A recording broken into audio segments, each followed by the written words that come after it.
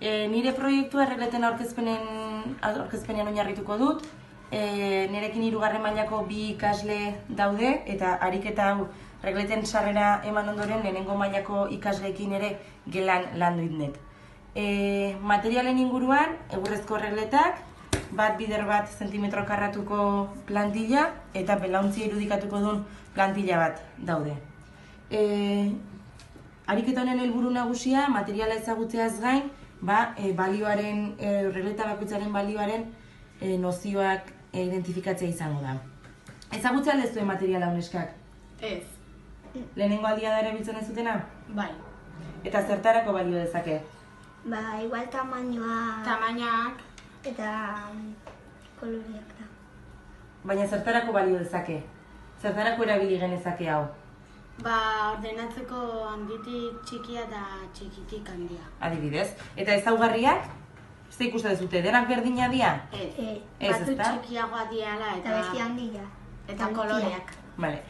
Honekin hasi aurretikan, eta denbora dela eta pixkat oinarrizko pauta batzuk edo eman ditugu, ondorioztatu dute orden logiko bat badela, eta bestetikan laukitxoen bitartez nolabaiteko ze balio duen bakoitzak. Ez, ondorioztatu dugu hau bat dela, gorria zer dela, 2 dela, berdea argia 3, arroxa 4, 5, 6, 7, 8, 9, 10. eta 10. Ondorio hortara iritsita, oain hau jakinda, inberdeguna da ariketa hau.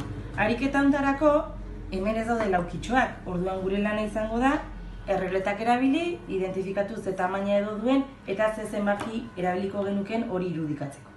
Bai? Hasi.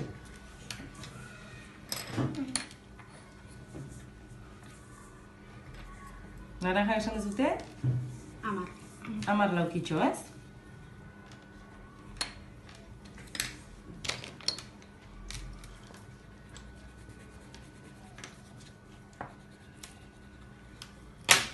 Badago baten bat gehiago 10eko baliokidea dena? Hor, irudi hortan? Bai.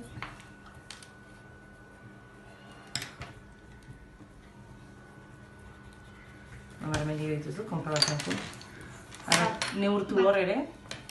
Batekorik balda kasue.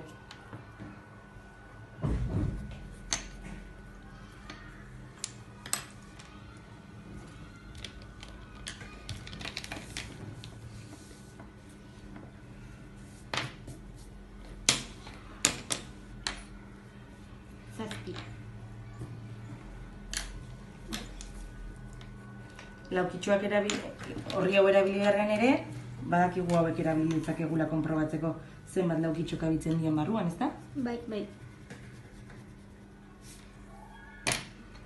Jarri parean horrela eta konprobatu. A ber, zenbat kabitzen dira horrela.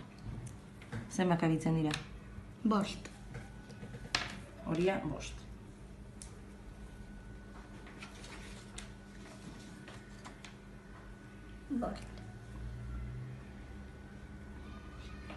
Berde iluna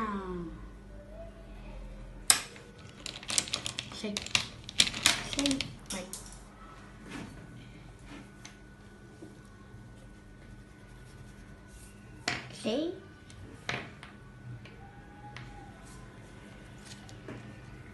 Ariketa taldean egiteko planteatuta da.